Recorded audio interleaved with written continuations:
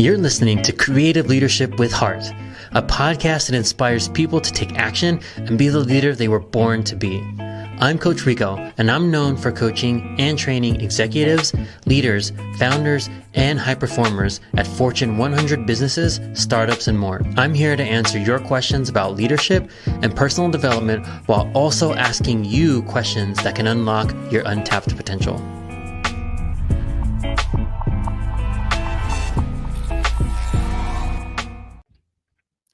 What's up, everybody? Welcome back to another episode of Creative Leadership with Heart.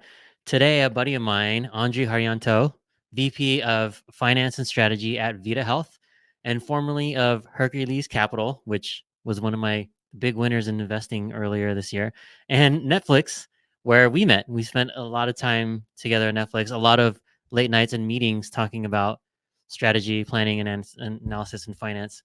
So, Andry, welcome. Thanks for joining me. Yeah, thanks for having me, Rico. It's nice to be reconnected live on camera. So, just gonna jump right in. So, tell us a little bit about yourself and your journey. What took you down the path of finance and strategy? Yeah, uh, let's see. So I was actually a chemical engineer by training, right? But I've always been drawn to companies at the growth stage. My take has always been I'd love to be involved in organizations that's making an impact in society, a good impact.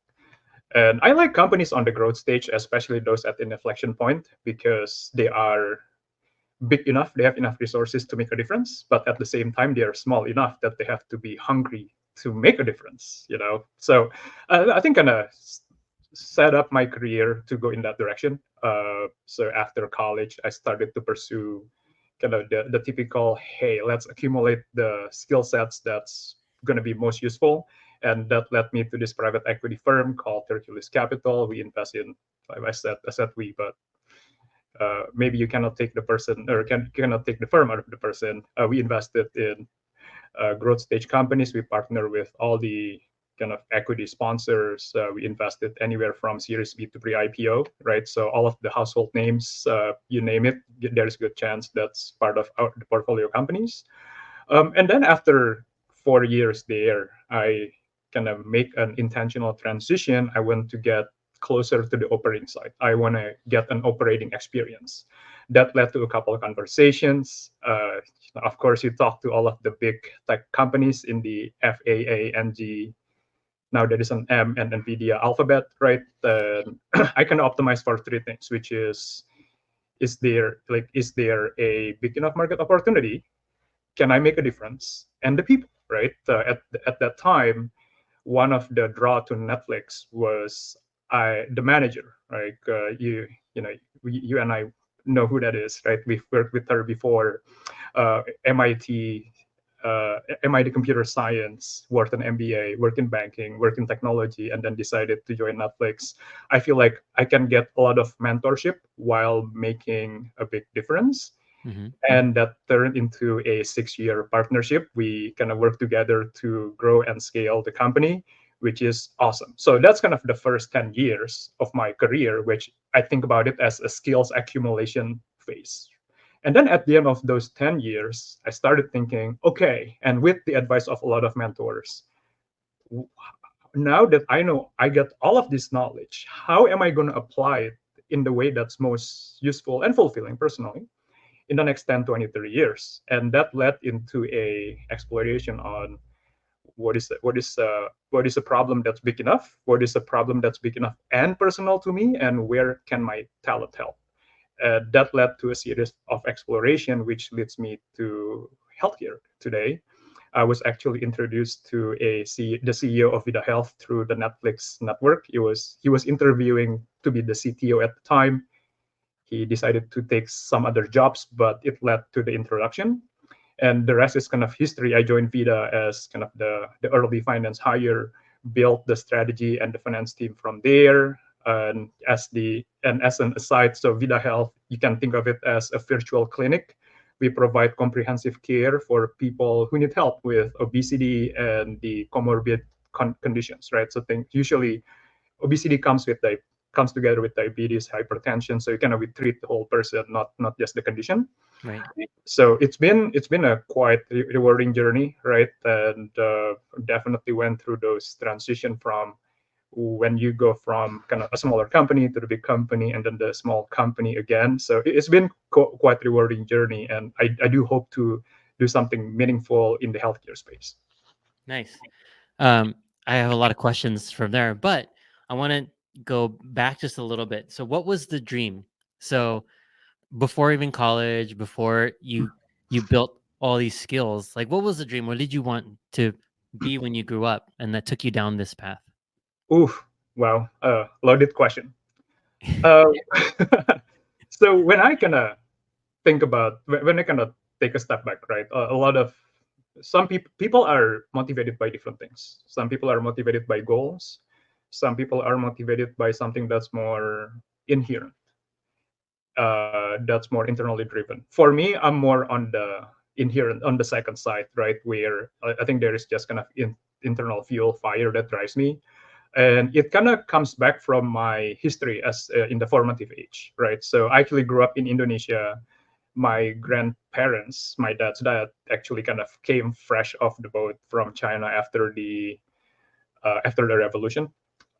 So he actually worked from the ground up and eventually kind of built the kind of top, let's call it top 10 to top 15 furniture brands in the country. So for me, the journey was kind of inspiring. But the thing that was instilled in us as the children was you want to continue investing in the next generation. And if you want to create that these socioeconomic mobility, right? I think according to him, which I do agree, there are three key elements. Number one is health. The second one is education, and the third one is kind of financial, right? Those are the kind of foundation. So I've always been drawn to things like, hey, how can we create an abundance in the society? So you know, I maybe some another story for another day. So my dad, after he became successful, he ran a family office and started doing things that advances all of these three things. And for me, I've always wanted to continue to be involved in that space and innovating and doing something meaningful. Now, with the advance of new technology, especially now that I'm in the US, healthcare is just something that I naturally care about. It kind of aligns with those early values. Yeah, and that's your dad had it right, right? Like that's the basis of any. I don't care who you are, but the basis of just life is health, right? Growing, which is like the education piece, and then making sure that you're doesn't mean you have to be the richest person in the world, but like you're taken care of, like you have the ability to live the life you want to live. For some people that's very minimal, some people that's extremes, right? But those are kind of the three core things for life. So big shout out to your dad and instilling those values in you. And Um, big shout out to you too for dispensing all of the financial advice. That's awesome. yeah, thank you. Um, so you've seen a lot. So you've seen big investment firms at Hercules. You've seen small startups. You were at Netflix. So what is the biggest challenge navigating those different environments for you? One as an individual contributor, then also as a leader. Yeah. Let's tackle the easy one first, right? As an individual contributor, and that's slightly out of my domain, but I have a lot of entrepreneur friends, right, who hire all of the kind of early stage, early career, mid career engineers, the individual contributors. I think for that, for them, for those cohort from the bigger company to a smaller company, it's the amount of ambiguity, right? So if you think about a company like Netflix or Google, there is a spec. You deliver to that spec. Even if this thing doesn't work, well, I'm making generalization, but even if this thing doesn't work, which is another problem for another day, you're doing good. But in an earlier stage companies, most of my founder friends typically look for someone who is kind of more familiar with ambiguity, right? They are comfortable saying, "Hey, I approach these things this way, but I look at the log data, things couldn't work, so you kind of pivot very quickly." I think it's the mindset. It's the mindset, it's the velocity, as well as you want to get very close, stay very close to the consumer insights. because you're not delivering to spec, right? You are closer to delivering the outcomes, to delivering the objective that's desired. So that's on the individual contributor side, which uh, potentially not the most of your audience, right? Most of your audience is probably going to be on the leadership side. Do I get that correct? Yes, yes. Yes. So typically, typically on the leadership side, right? You manage a team, you have a set of responsibilities, you're going to manage a function. This is where it gets really interesting because I've kind of seen it both ways. I've seen, a sample size of a couple hundred companies that was in our portfolio before, where I see the most common struggle when people make those choices, when they're going from, let's call it the big tech companies. They come to they come to a smaller company. They continue to operate in the ways they were operating before, and it doesn't really translate well. And here is why. The I'm gonna try a new concept. Typically, when you work at the bigger company, you're you build your skill set kind of like a diamond shape, right? So if you think about this, if you think about this shape in a bigger company, especially kind of in the middle layer, right, in the middle management layer, a lot of it is actually translating, synthesizing, and repackaging of information. Again, broad generalization, but Right. 99% of the time. Right. And if you kind of think about if you think about the complete skill set, right, when you're moving into a younger company, the critical factor of success looks more like an I shape where there is a lot of mass at the top and there is a lot of mass at the bottom. And what is the mass at the top? The mass at the top is you need to understand the direction of the market. Where is the market going? And you also need to develop a lot of intuition on what's happening on the ground, right? What do the ICs do? What is the customer saying? You actually go pick up the call and talk to the customer and the clients. In bigger companies, there is not a lot of that because there are layers upon layers of abstraction. It's kind of been built and done for you. I mean, that's how things operate in a larger organization. So most of the struggle is I see people struggling from converting themselves, in adapting themselves from a diamond shape into an I shape where they have to stay really close to the top and they have to kind of develop intuition towards the ground game. I think that's probably the most common use cases, and then the people who have successfully navigated that transition, they're aware that's what's required, and they kind of continually invest in developing those areas that matter the most. Yeah, I mean that's what you mentioned, that middle management. I've said this plenty of times, like that is pound for pound the probably the most difficult leadership role because you have these um executives that are like have lofty goals and like these big dreams of like making these things happen. And then Yeah, you have your frontline workers that are kind of like the realists that are actually able to tell you what's possible. And now you as a middle manager have to connect the vision and the possibilities, which are sometimes like polarizing perspectives, right? that's Um, right. Yeah. so that's a great way to put it. And we talked about before we chatted earlier. I think we were talking about scale, right? So like, how do you think about scale when it comes to these different things? Also, because that's one thing. That's how you can approach leadership and being close to the consumer problems and the market problems, things like that.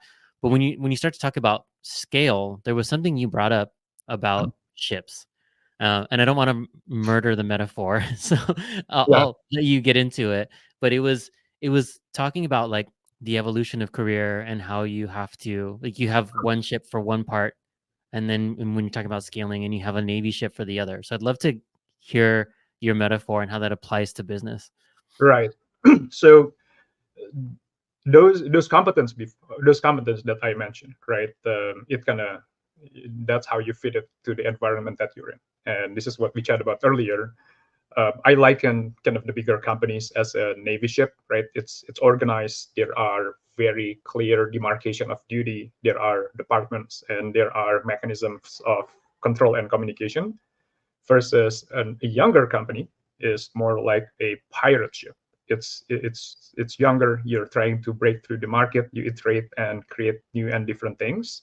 A lot of functions are not fully built yet, right? So I think it's very important for us as leaders, as business builders, I would like to call it, to be aware in what environment that we're in, because you might be successful in one, and if you kind of come into the other extreme type of the opposite environment and then just continue doing what you're doing, it might not necessarily work out because it's just different architecture and dissemination of information.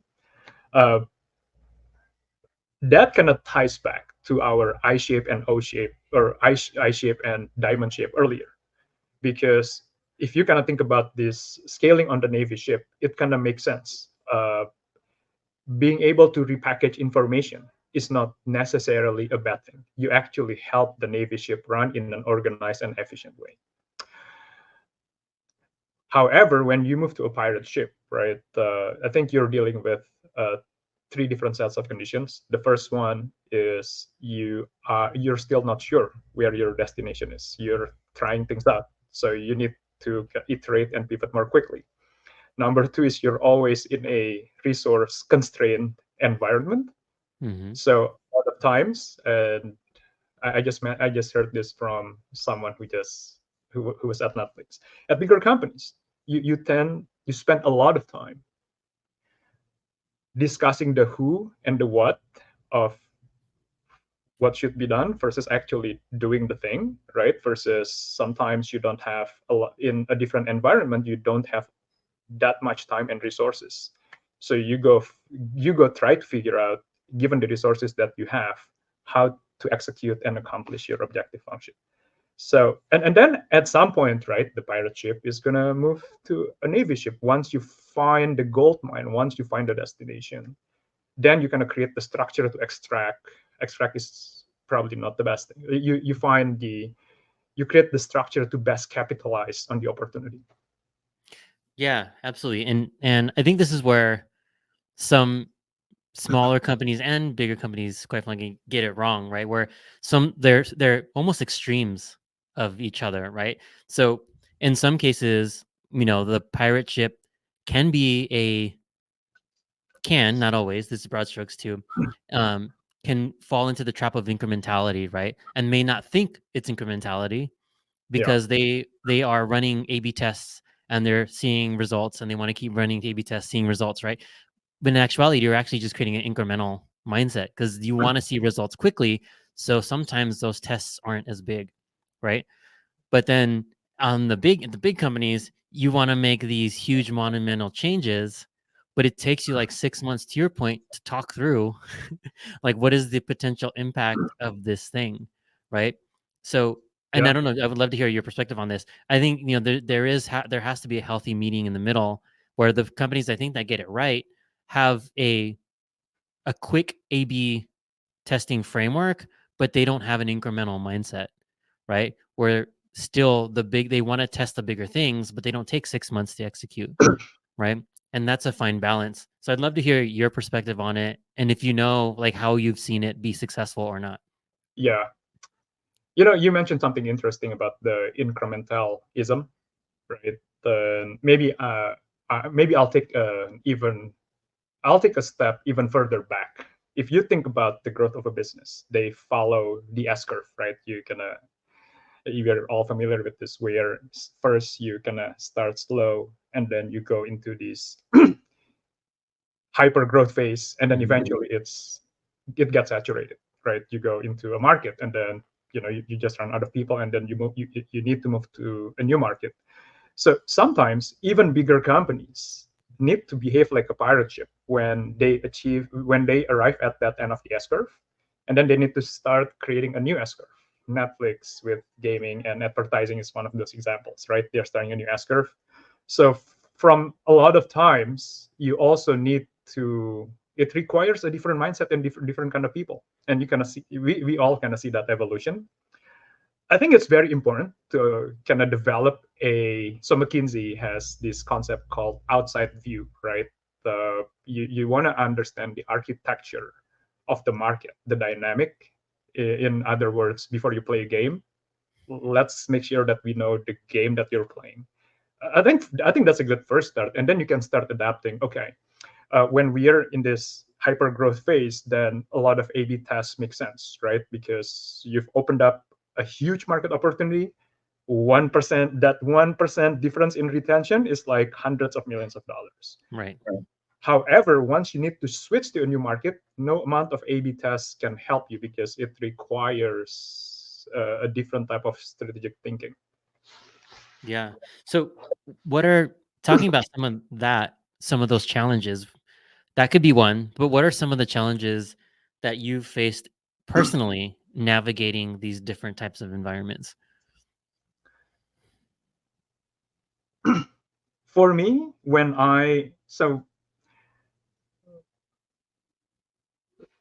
two different interesting. I think the biggest one is when I kind of moved to Netflix and joined Vida Health.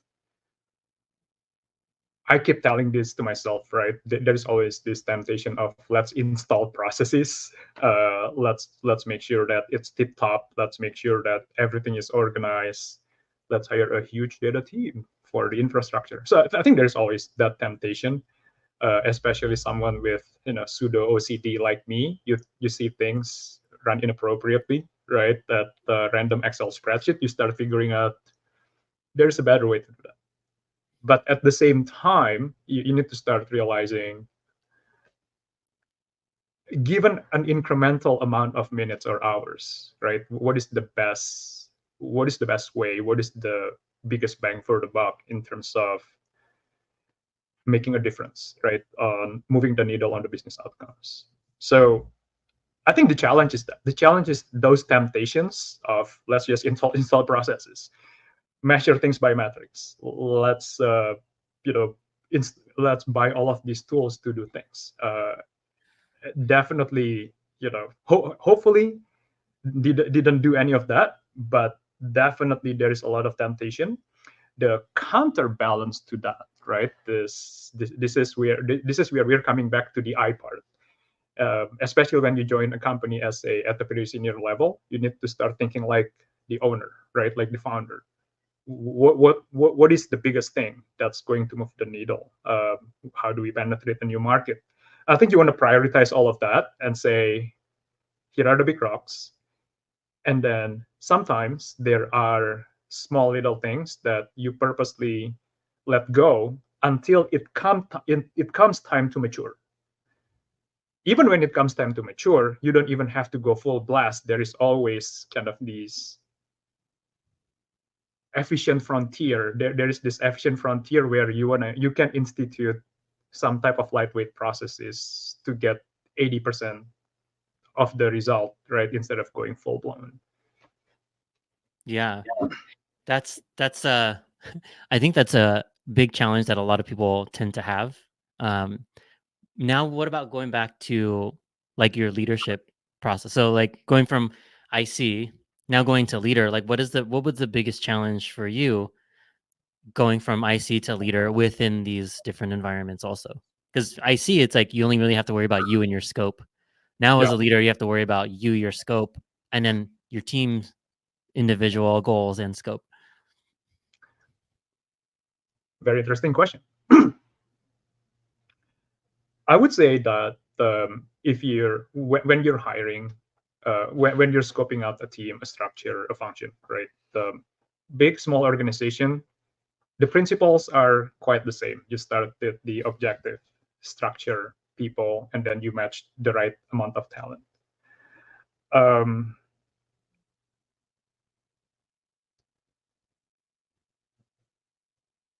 when I think about my time at Netflix, it's actually it was actually quite nice, right? Because resources are plentiful. I don't know how it is at the moment, but previously resources are quite plentiful. So you have more of degrees of freedom in terms of let's just hire a bunch of management consultants, problem solved. Yeah. And then when you're kind of going earlier in the stage, I think there is a certain amount of intentionality that has. I mean, not saying that in bigger organizations you don't, right? But when you're more resource constrained, when uh, sometimes there is some level of ambiguity. What I find, like what I have to learn for me personally, is looking at building a team less like building an army, right? Like let's hire 10 flavors of the same people, but starting to look at what are the core capabilities that we're going to need right now. And then you kind of make a bet at, hey, 12 months from now, things are going to change pretty fast. What are the capabilities that we're going to need 12 months from now? And then looking at those mixture, right, of talent that can at least stay for the next 12 to 18 months so that you don't just restructure your team all the time. But of course, when things change, we change things, and we try to kind of either train them, get people in some new roles inside the organization or outside, right? But hopefully you also give them good experience that lead them to grow and become valuable throughout their career. Hmm. Yeah. Yeah. I mean, that's one of the first things I tell folks when they join the team is my goal isn't for you to stay at this company for 20 years because the reality of that happening is slim to none. Yeah, But the goal is for me to whichever role you take next, whether it's internal or external, that whoever hires you is just like blown away by how talented you are. And if we can accomplish that, then that is success. that's right. Yeah, and I like this. Rico, remind me when you're at Netflix, were you introduced to this book called The Alliance, the tour of duty concept? Have you read No, that concept? no, it wasn't. Tell me about it. Yeah, so there's this book by Reid Hoffman.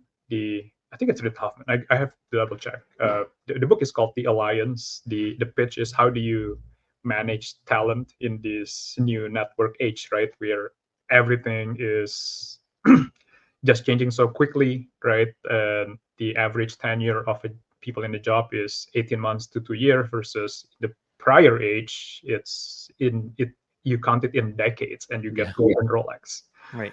And the concept that resonates most with me is they kind of frame a job relationship, a career relationship, like a military tour of duty in a way that you contribute, like it is a time bound mission because when you go into a tour of duty, you kind of know, right? But at the beginning, you decide what am I going to contribute to the mission and how is the mission going to contribute to me. Uh, I quite like that concept. And speaking of kind of managing people in a volatile environment, I pretty much try to apply it, whether it's implicit or explicit, right? And trying to figure out, hey, you know what? You come in here, let's make sure that you have the experience that's going to be value added through towards your longer term goal. Yeah. It- It's a great way. Simply put, this is what I tell people is I want you to get as much out of this as we're going to get out of you, That's right.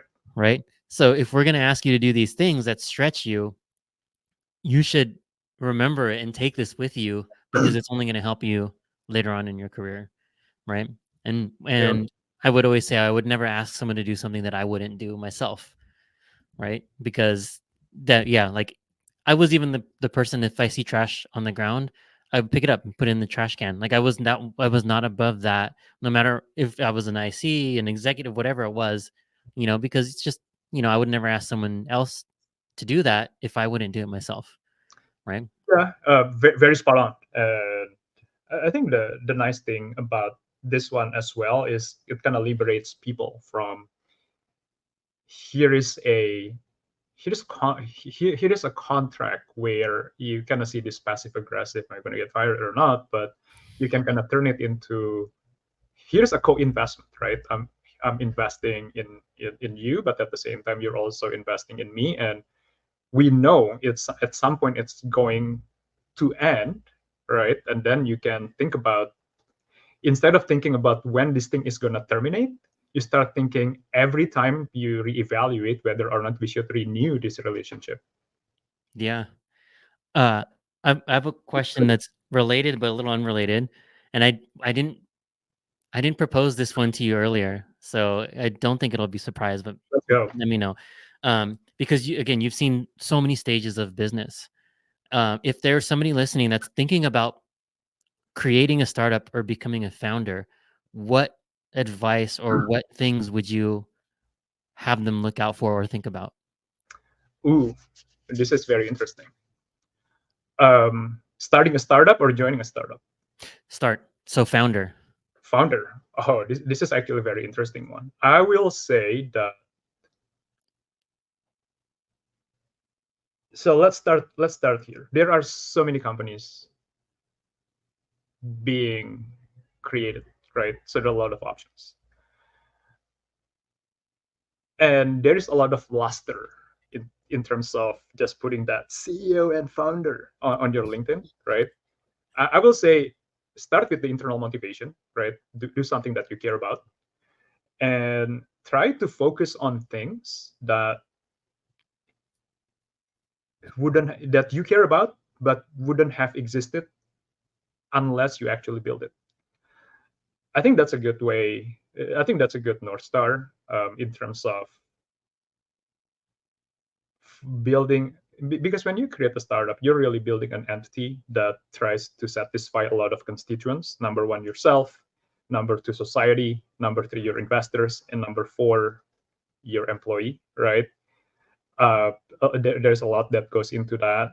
And typically, what I find people who are successful in terms of kind of starting and kind of growing an entity is when they kind of when they have a very specific domain knowledge, whether it's kind of expertise in a certain area or even they have a network, right? So just because you're not able to code doesn't mean that you're not qualified. But if you have an expertise in, like, I've seen a company that's led by someone who's a salespeople selling sales tool. So that person probably knows a lot about it. And this person, it kind of goes into an areas creating a sales enterprise SaaS. I'm like, okay, there is a lot of alignment there. Not saying anything about that particular combination, but stick to your knitting. Find something that you're super excited about or you have a unique insight on. I think those are probably a good starting point. And of course, it's a broad space. There is no universal formula. Things can evolve in different ways. Yeah, yeah, and also be ready for long nights. Usually, Yeah, maybe uh, at the beginning. yeah, at the beginning when Maybe going from like 0 to half, right? Not even 0 to 1, 0 to half when you're zero. in those Yeah, phases. yeah. We actually have an AI incubator over here, and I kind of quiz them. Hey, what does it look like? Typically, things go like this before they go like this. So there's a lot of Right, iteration. right. Okay, so that was for advice for founders. Now for you, like your advice for your younger self. So if you saw yourself now, your 20-year-old self, what advice would you have? If I saw 20 20-year-old younger self, I have so many advice. I would say that the biggest one, and this is actually personal to me, right?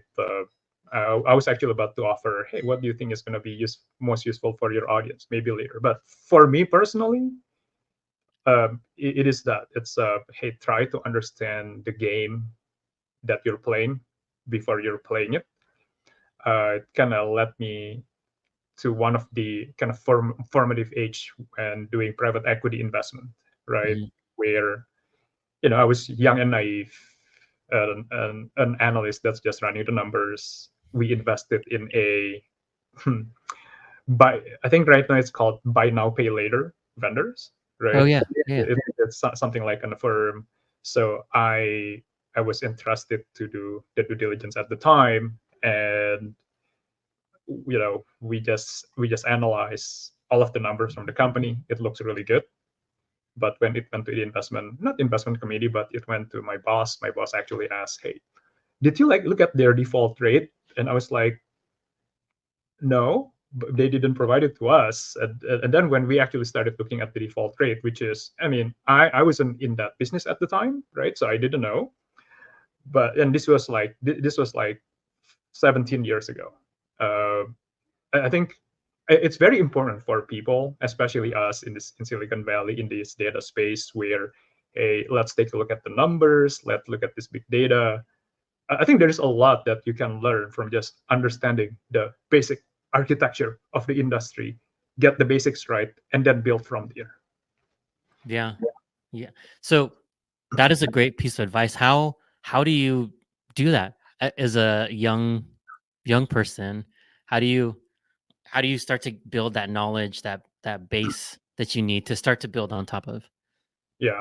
Besides education, I mean, there's education, but what other ways can you get that? Fortunately, these days, information is hugely available, right? So you can actually, ask ChatGPT. It's actually quite good right now. But there are all of these things that's not in the public domain. I would say that you can go a long way from just picking up the phone and say, "Look, I'm trying to learn about your space. Here is what I'm dealing with. Would love to chat and grab coffee." Even right now, right? Me when I first joined healthcare, I I know I thought about it for a long time. I read about it, right? But the biggest insights that I got was actually just calling up people. "Hey, you've been, a chief revenue officer or CFO at this so and so healthcare company. Can I grab coffee with you?" And then it just kind of snowballed from there. You start getting all of these insights that you incorporate into kind of strategic decision making in the company. It helps you make the right bets and so on. And there are a lot of bloggers these days, right? There are a lot of advice that's going out there. I find it helpful because it democratizes information, but at the same time, you also have to take a look at the incentive system, right? Like if you're blogging, some people are actually blogging out of interest, but at the same time, a lot of people are blogging to get page views. And can Yeah. you really trust those informations? I find that the best critical advice is to actually hang out with the right set, or just pick up the phone, talk to your customer, talk to the people who are in the industry. Those tend to be kind of really good insights of the information, which brings us back to this I for which this I concept, right? Where when you talk to these execs, you get the market intelligence at the high level, Yeah. and then you talk to your customers, you get the nuances, and you get the kind of you understand the nuance and the texture of what's actually going on at the ground level. And we don't do a lot of that in bigger companies. Just pick up the phone and talk to all of the industry experts. Yeah, that's a great piece of advice. Which is a great segue for me too, because this played a huge role into me, and I don't think I would have gotten as far as I would have without it. The role of mentorship and coaching, right? So, what you explained is exactly what I would do with like Rochelle, Steve, Todd, Chris Jaffe, and like folks outside of Netflix too. Is you know, people have this mentality that like asking for help may feel like you're not competent or you're not good at what you do or you have some deficiencies. But in actuality, asking for help is the quickest way to become an expert in it, because now you're tapping the knowledge of these folks who've done it for decades, and you're almost instantly learning. You don't have to go through the trial and error because they have already. Sure, you go through your own, um, because context change, times change, but it's for me that was my cheat code to success. So then my question for you becomes, what role did mentorship and coaching play for you? And it sounded like it played some, because to call some of these like chief revenue officers and things like that, though, that's a bold and smart move. Yeah. And if there's any that you would like to give credit to or call out, this would be a good time also. In terms of mentorship, I've been fortunate to be blessed with, having built the relationship with probably the best in class, right? Uh, when you kind of think about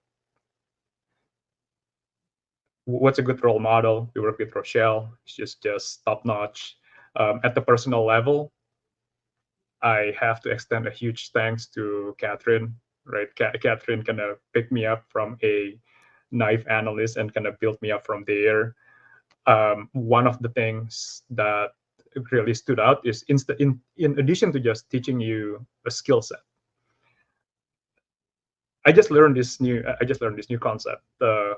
It's compassion, and compassion doesn't mean that you're just letting people be complacent, right? But you treat someone when they make a mistake, you treat someone with gentleness, caring, friendly, supportive attitude. But at the same time, you hold them accountable and help them grow. So I think when I think about mentorship, it's not just giving you knowledge, but also having someone who's like a coach be on your side, supporting you and say, hey, you know what? You fall down, you skin your knee. That's okay. You made those mistakes. I'm here to support you every step of the way. Tomorrow, let's go try again, and you're gonna get better. I think that's the best role of a coach and a mentor. And I am super fortunate to have been involved uh, with the people who embodies those quality. Uh, there are some other people who I'm probably not gonna name, but the one that's been quite transformational in my life. Yeah. It's this exposure and relationship with Catherine Athletics. They probably know. Oh, did you like turn up? They probably know who they are, I'm guessing. Yeah, and yes, you know who you are. Okay. You know, I learned that the further you go, there are so many people who contribute to your success. Right? It's a combination of all of the efforts that they put in. So super thankful for that. Yeah. And I always use this quote, and I'm always full of quotes and cliches, but it's because they're true, is that if you want to go fast, you go alone, but if you want to go farther, you go together. Oh, I like that. Yeah. Yeah. So, cool. If people want to connect with you or reach out to you, what's the best way for people to keep up with what you're doing or reach out to you? I don't have a lot of social media presence, but two places where people can find me is my LinkedIn. It's just my name, and then a good friend of mine started. Actually, a good friend of mine convinced me to start writing or publishing my writing, Mm-hmm. and also the fact that I acquired this domain, my first name andry.co, about 20 years ago. So since I have that domain, the body of mind said there is no way you cannot take advantage of that. So I'm going to start writing and publishing there. Nice. So if folks didn't write those things down, there'll be links to both in the show notes. So if you want to catch Andry and see like some of his content that he's going to be putting out, you can check out his website, andry.co, and then they can connect with you on LinkedIn, and I'll put that in the show notes. So right on. Thank you for taking the time to join us. I really appreciate it. I know we had some scheduling, but we finally got to make this happen. Yeah, I know. I'm excited. I'm excited that we get to make this happen. And thanks for having me. It's good to reconnect with you. Yeah, absolutely. And it won't be the last. When I'm in the city, I'll give you a call. Oh yeah, absolutely. We'll be happy to host an I'll show you around. Cool. Right on. All right, everyone. That's another episode of Creative Leadership with Heart. Thanks for watching. Thanks for tuning in. And we'll see you in the next one. Thanks for listening to this episode of Creative Leadership with Heart. If you enjoyed the show, please like and subscribe. If you're ready to make huge, lasting change in your life, then what are you waiting for? What will your life look like if you took action today? What would it look like if you didn't? If you're serious and you're ready, book your free strategy session today and let's make your future a reality.